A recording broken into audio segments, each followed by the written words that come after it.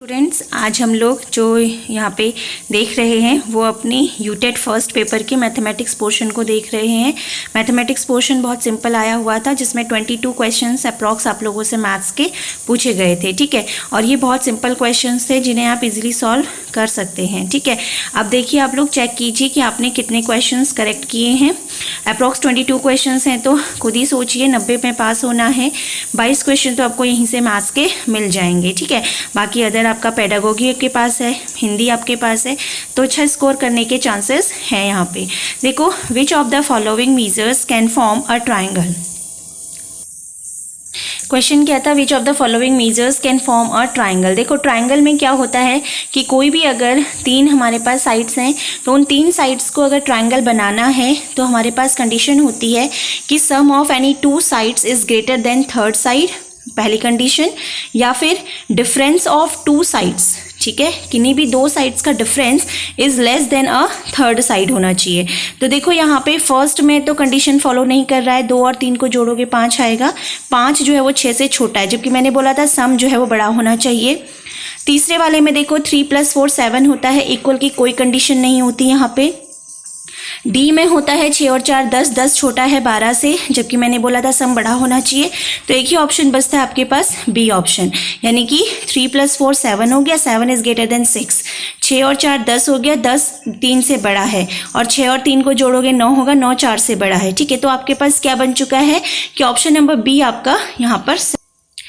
अब देखिए, second question में आते हैं। सेकंड क्वेश्चन में क्या है आपका, लॉग ऑफ बेस √2 पे √8 की वैल्यू निकालनी है। देखो, जब बेस होता है हमारे पास कोई नंबर, तो उस समय पर हम क्या कर सकते हैं, उसके बेस को बेस ई में कन्वर्ट कर सकते हैं। ठीक है, कैसे किया जाता है, जैसे देखो मैंने लिखा है लॉग ई 2 की पावर 3/2, क्योंकि 8 को हम लिख सकते हैं 2 की पावर 3/2 लिख सकते हैं। ठीक है, क्योंकि 8 क्या है मेरा 2 × √2 बनेगा। ठीक है, तो और नीचे जो है बेस में लॉग ऑफ ई 2 की पावर 1/2, ये हमारा लॉग को कन्वर्ट करने का, लॉग के बेस को बदलने का तरीका है। तो देखो, यहाँ पे लॉग ऑफ m की पावर n जो होता है वो n लॉग ऑफ m होता है, तो 3/2 आगे ले लिया, log of 2 base e 1/2 log of 2 base e पे, ये कैंसिल हुआ, तो इसे सॉल्व करने पे बनेगा आपका आंसर 3। तो इस क्वेश्चन का आंसर था 3। ठीक है, अगला क्वेश्चन है, the point of intersection of all 3 medians of a triangle is called. देखो, पॉइंट ऑफ इंटरसेक्शन पूछा था, point of intersection of all 3 medians of a triangle is called. तो मीडियंस ऑफ अ ट्राइंगल जो होता है वो क्या कहलाता है आपका, जो मीडियंस ऑफ अ ट्राइंगल होता है वो सेंट्रॉइड कहलाता है। ठीक है, क्योंकि point of intersection of all 3 medians centroid होता है। सरकम सेंटर का मतलब होता है इंटरसेक्शन ऑफ, मतलब बोल सकते हो point of intersection of all perpendicular side by sectors. ठीक है, जितने भी परपेंडिकुलर साइड बाई सेक्टर्स होते हैं उनका जो इंटरसेक्शन होता है वो आप लोगों का क्या कहलाता है, सरकम सेंटर। इन सेंटर जो होता है वो इंटरसेक्शन जो होता है वो एंगल बाई सेक्टर्स का होता है। और ऑर्थो सेंटर जो होता है, ऑर्थो का मतलब ही परपेंडिकुलर है, तो इंटरसेक्शन ऑफ परपेंडिकुलर्स। ठीक है, तो इसका आंसर हो जाएगा centroid. A train crosses 2 bridges of 800 meter and 400 meters long in 100 seconds and 60 seconds respectively. The length of the train will be. तो देखो, यहाँ पे ट्रेन है, ब्रिज को क्रॉस कर रही है, तो ट्रेन की लेंथ ब्रिज की लेंथ के लगभग हमारे पास सेम होती है, तो इसमें जुड़ता है। लेकिन ब्रिज चलते नहीं है, तो इसका मतलब ये हुआ कि दोनों कंडीशंस में स्पीड क्या होगी, सेम होगी।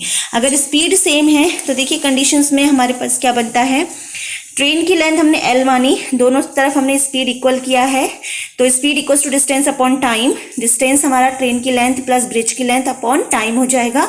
सॉल्व करेंगे तो लेंथ ऑफ ट्रेन आएगा 200 मीटर्स।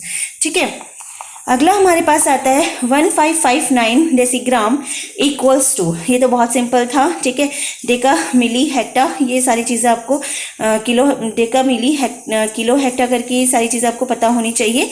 तो ये 1.559 हेक्टाग्राम के बराबर होगा। ठीक है, 10 टैप्स हैं, 10 नल हैं, can fill a tank in 24 minutes, how many taps will be required to fill the tank in 1 hour. ठीक है, 10 टैप हैं जो कि एक टंकी को 24 मिनट में भरते हैं। ठीक है, मुझे उस टंकी को भरने के लिए कितना घंटे की ज़रूरत है, 1 घंटे मुझे लगाना है। तो इसका मतलब ऑब्वियस सी बात है कि मेरा जो आंसर होगा वो क्या होना चाहिए, 10 से कम टैप लूँगी। जब मैं अपना जो हमारे पास काम करने वाले लोग होंगे उन्हें कम करूँगी तभी तो टाइम ज़्यादा लगेगा। ठीक है, तो देखो 25 और 12 तो दोनों ऑप्शन में हो नहीं सकते। ठीक है, तो 4 और 8 आंसर हो सकता है। तो बच्चे इसको सही भी कर सकते थे डायरेक्टली, 4 आंसर होना चाहिए, क्योंकि 24 मिनट और 1 घंटे में बहुत ज़्यादा टाइम का डिफरेंस है, 60 मिनट और 24 मिनट में, तो 4 आना चाहिए। वैसे इसमें देखा जाए तो M1D1 बराबर M2D2 से इसे आप डायरेक्टली सॉल्व कर सकते हैं। ठीक है, 10 स्टेप है, 10 हमारे पास इफिशियंसी है, 24 मिनट में काम कर रही है, तो कितने टैप, उसी काम को 60 मिनट में करेंगे, तो M2 = 4 आ जाएगा। The ratio of students in 3 classes is 2:3:5। If the number of students is increased by 4 students in all 3 classes, the ratio will be 4:5:7। How many number of students are in all 3 classes. ठीक है, आप इसे कैसे solve कर सकते थे, देखो या तो इसे बेसिक से सॉल्व कर सकते थे, ठीक है, या फिर आप इसे डिफरेंस मेथड से सॉल्व कर सकते थे। बेसिक से सॉल्व करने के लिए हम लोग को क्या करना है, 2x, अगर मैं ऊपर वाले रेशियो को खोलूं तो यहाँ पे मैं लिख सकती थी 2x + 4 स्टूडेंट जुड़े अपॉन 3x + 4 स्टूडेंट जुड़े, तो नया रेशियो 4 और 5 का बना। मैं पहले और दूसरी क्लास के बीच यहाँ पे लीनियर इक्वेशन बना करके ऊपर वाले में x की वैल्यू निकाल देती, देन क्वेश्चन को सॉल्व कर लेती। उसने बोला है नंबर ऑफ स्टूडेंट r, यहाँ पे r ध्यान रखना। ठीक है, तो r का मतलब है अभी है वहाँ पे, और जो ये कंडीशन है ना कि if 4 number of students added in each class, तो ये है कि अगर 4 जोड़ दिए जाएं तो, मतलब लेकिन अभी जोड़े नहीं गए, कंडीशन है कि हमको ऊपर पहले वाली कंडीशन में निकालना है कि बच्चे कितने होंगे। ठीक है, तो इसका आंसर रेशियो मेथड से भी सॉल्व किया जा सकता था। रेशियो मेथड में क्या है, देखो हमारे पास 2 से 4 हुआ, 3 से 5 हुआ, 5 से 7 हुआ, तो डिफरेंस आया 2 का। According to question this difference is equals to 4 student, 1 की वैल्यू 2 आ जाएगी, तो 10 की वैल्यू 20 स्टूडेंट्स आ जाएगा। कैसे, 2:3:5 यानी कि टोटल स्टूडेंट्स आर 2 + 3 + 5 यानी कि 10। ठीक है, 20 स्टूडेंट्स इस क्वेश्चन का आंसर था। बच्चों आप लोग बताते भी रहिए कि आपके कितने क्वेश्चंस यहाँ पे सही होते जा रहे हैं।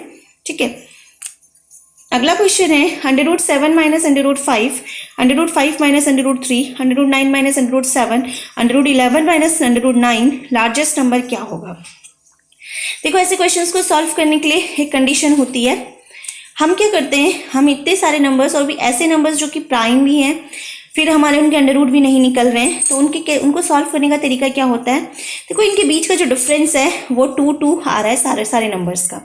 मैं एक काम करती हूँ, इनका इन्वर्स ले लेती हूँ, यानी कि 1 में ले लिया, रेशनलाइज कर लिया, तो मुझे क्या मिला, √7 + √5/2। ठीक है, तो इस तरीके से जो नए नंबर्स हैं, इन नंबर्स में जो नंबर सबसे छोटा होगा वो इनवर्स में जो सबसे छोटा होगा रियल में वो सबसे बड़ा होगा। जब मैं इसे सॉल्व करूंगी तो मेरे को सबसे छोटा कौन सा मिलेगा, √5 + √3/2। क्यों, देखो √5 + √3 का वैल्यू जो भी आएगा वो प्लस करने पर √7 + √5 से तो छोटा ही होगा, और डिवाइडेड बाय 2 सब में है। देखो 2 से डिवाइड यहाँ भी हो रहा है, यहाँ भी हो रहा है, यहाँ भी हो रहा है, यहाँ भी हो रहा है, तो सब पे ही 2 का यहाँ पे एप्लीकेशन अप्लाई हो रहा है। तो इसका मतलब हुआ कि 1/√5 - √3 जो है वो सबसे छोटा है इनवर्स में, तो इसका मतलब विदाउट इनवर्स में वो सबसे बड़ा होगा। तो इसका आंसर होगा √5 - √3। क्लियर है सारे बच्चों को ये। ठीक है, अगला था 17 की power 200 is divided by 18, then remainder will be. देखो जब 17 को मैं 18 से डिवाइड करूंगी तो इसका डिवाइड तो होगा नहीं, 17 ही क्या बचेगा, रिमाइंडर बचेगा, लेकिन रिमाइंडर पॉजिटिव और नेगेटिव दोनों होते हैं, तो 17 रिमाइंडर बचेगा और एक रिमाइंडर बचेगा -1, और इतनी -1 रिमाइंडर बचेगा, तो -1 की पावर 200 करने पर जो ओवरऑल रिमाइंडर बचेगा वो बचेगा टोटल 1, तो इसका आंसर था 1। ठीक है, अब क्वेश्चन आता है how many natural numbers lies between 18 का स्क्वायर एंड 19 का। How many numbers lies between 18 का स्क्वायर एंड 19 का स्क्वायर। ठीक है, तो देखो यहाँ पे डायरेक्ट बच्चों ने क्या किया होगा, 19 के स्क्वायर में से 18 का स्क्वायर उन्होंने माइनस कर दिया। ठीक है, तो बच्चों ने क्या किया, 19 का स्क्वायर किया और 18 का स्क्वायर किया, माइनस कर दिया, विच इज़ रॉन्ग। ठीक है, आपको एक बात ध्यान रखनी है, उसने बोला है इनके बीच में how many natural numbers lies between बोला गया है 18 का स्क्वायर एंड 19 का स्क्वायर, तो इनको माइनस करने के बाद एक नंबर -1 फिर से करना था। ठीक है, रीज़न क्या है, देखो अगर मैं बोलूँ कि 2 का स्क्वायर और 1 के स्क्वायर के बीच में कितने नंबर आते हैं। तो 2 का स्क्वायर हो गया 4, 1 का स्क्वायर हो गया 1, 4 में से 1 माइनस किया बना 3, जबकि 1 और 4 के बीच में तो सिर्फ 2 और 3 ही आता है। ठीक है, तो ये बात ध्यान रखनी थी और इसका आंसर होना था 36। बच्चों ने बहुत छोटी सी मिस्टेक की वजह से आंसर 37 भी टिक किया होगा, लेकिन इसका करेक्ट आंसर 36 होगा। ठीक है, what is the sum of all the exterior angles taken in order of a triangle. Sum of all exterior angles, देखो इंटीरियर एंगल्स का सम तो 180 होता है, लेकिन एक्सटीरियर एंगल्स का सम जो होता है वो होता है 360 डिग्री। और ये सिर्फ एक ट्राइंगल के लिए नहीं, ये सारे के सारे पॉलीगन्स के लिए होता है। ठीक है, सारे के सारे पॉलीगन में जो sum of all exterior angles होता है वो 360 डिग्री होता है। अगला था the product of two fractions is 14/15 and their quotient is 35/24। The greater fraction is, solve करना था। a इंटू बी दे रखा है तो मैं इज डिवाइडेड बाई बी दे रखा है, पहले वाले से a की वैल्यू निकालो, दूसरे में पुट करो, वहाँ से सॉल्व करके आपको जो ग्रेटर नंबर मिलेगा वो बनेगा 7/6। ठीक है, a tank of oil is 4/5 full when 6 bottles of oil is taken out and 4 bottles of oil poured into it. It is 3/4 full. How many bottles of oil can the container contain in the whole tank? तो simple है, question ने बोला क्या है तुमसे कि अगर मैं मान लूँ उसने x बॉटल्स कंटेन की हैं तो 4/5 ऑफ x, 6 लीटर निकाला, 4 लीटर डाला तो 3/4 ऑफ x वो भर गया। सॉल्व करोगे तो x की वैल्यू आ जाएगी 40 लीटर्स। नॉर्मल क्वेश्चन था, कोई टफ नहीं है। a and b are two distinct natural numbers, which one of the following is true. Option number C is correct. मैंने इसमें कंडीशन ले रखी है, देखो अगर मैं a को 16 मानूँ, b को 9 मानूँ तो √a प्लस बी निकलेगा √ का 25 जिसका वैल्यू 5 होता है, √a प्लस √b निकलेगा 4 और 3 7। तो देखो ऑलवेज ये कंडीशन फॉलो होती है, तो √a plus b is less than √a plus √b, और ये इक्वल नहीं होता है, ये बात हमेशा ध्यान रखिएगा। ठीक है, XYZ share the profit in the ratio of 2:3:7. If the average gain is ₹6,000, then share of Y is. बहुत सारे बच्चों ने इसमें गलती से आंसर लगाया है 1500, which is wrong. क्यों? क्योंकि एवरेज गेन बोला है 3 लोगों का 6000 है, तो टोटल गेन कितना हो जाएगा 6,000 to 3 यानी कि 18,000। शेयर ऑफ Y कैसे निकलेगा, 3 इसका शेयर है, टोटल कितना है 7 और 3 10 2 12, यानी कि 3/12 into 18,000 which is equals to 4500, यानी कि इसका आंसर होना चाहिए 4500। ठीक है, 1500 इसका आंसर नहीं होगा। The measure of an angle whose supplement is 3 times as large as the complement. Supplementary angle जो होता है थीटा का वो होता है कि 2 नंबर्स को अगर ऐड करें तो वो 180 बनना चाहिए। ठीक है, सम पूरक कोण, और पूरक कोण जो होता है कॉम्प्लीमेंट वो होता है कि सम करने पर 90 आना चाहिए। तो अगर एक नंबर का सप्लीमेंट देखा जाए तो 180 माइनस थीटा बनेगा, और उसी का कॉम्प्लीमेंट जो बनेगा वो बनेगा 90 माइनस थीटा। तो ये 3 टाइम्स है तो इक्वल किया, सॉल्व किया तो बनेगा 45 degree. Clear. The perimeter of 2 squares are 24 centimetre and 32 centimetre. तो पहले वाले स्क्वायर की जो साइड होगी वो 6 सेंटीमीटर होगी, दूसरे की होगी 8 सेंटीमीटर। 4 से डिवाइड कर दो। Perimeter of a third square is equal in area to the sum of the areas of these squares. इन दोनों के एरियाज के बराबर, सम के बराबर जो है उसका थर्ड का हमें क्या निकालना है, पेरीमीटर निकालना है। तो 6 और 8 अगर इनकी साइड्स है तो इनका एरिया कितना होगा 36 प्लस 64, जोड़ा 100 बना, तो ये तीसरे के स्क्वायर एरिया के बराबर है, तो यहाँ से तीसरे की साइड निकलेगी 10 सेंटीमीटर और पेरीमीटर हो जाएगा 4 इंटू साइड यानी कि 40 सेंटीमीटर। तो इसका आंसर आएगा 40 centimetre. If P squares of each side 1 mm makes a square of side 1 centimeter, then P is equals to, ठीक है। तो देखो 10 और 1000 इसका आंसर नहीं हो सकता, इसका आंसर B और D में से कोई एक होना चाहिए था। तो 1 मिलीमीटर है तो सेंटीमीटर तो में जाते जाते क्या हो जाएगा, क्या होता है 1 सेंटीमीटर इक्वल्स टू 10 mm होता है। तो जो हमारे पास P इज इक्वल्स टू है 10 mm तो सिर्फ बेस में आएंगे और मुझे पूरा का पूरा क्या बनाना है, स्क्वायर बनाना है। तो 10 इंटू 10 यानी कि टोटल नंबर ऑफ P जो होंगे वो होंगे 10 इंटू 10 यानी कि 100। क्लियर, इसका आंसर 100 होगा। Next question, the average of 5 consecutive natural numbers is m. If the next 3 natural numbers are also included, how much more the new average than m। तो मैं सिलेक्ट कर सकते थे कॉन्जिक्यूटिव नेचुरल नंबर से, मैंने एक से लेकर 5 तक के 5 नंबर लिए, तो इसका जो वो आएगा एवरेज आएगा वो 3 आएगा। जब मैं इसमें 6, 7, 8 भी जोड़ लूँगी तो इनका जो एवरेज बनेगा वो बनेगा 4.5। एवरेज जस्ट बीच का नंबर होता है, ठीक है। तो यहाँ पे 4.5 कितना ज़्यादा है 3 से 1.5, तो आंसर 1.5 होना चाहिए। लॉन्ग मेथड से सॉल्व करने की ज़रूरत नहीं थी। Ratio of principal and the SI of 5 years is 10:3, then the rate of the interest is, ठीक है।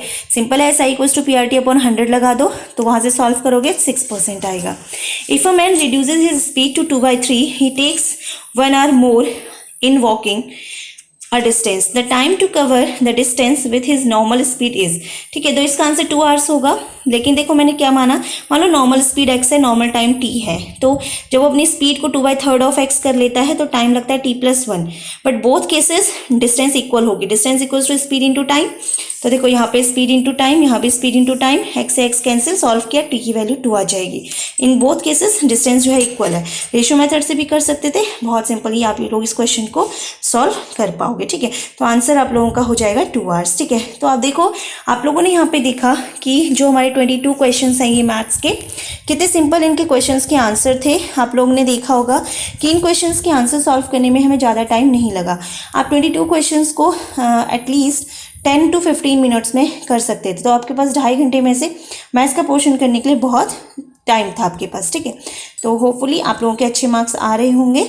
कमेंट करके जरूर बताइए कि आपके मैथ्स में इन क्वेश्चंस में से कितने क्वेश्चंस सही हुए। Thank you students, and please share, like and subscribe.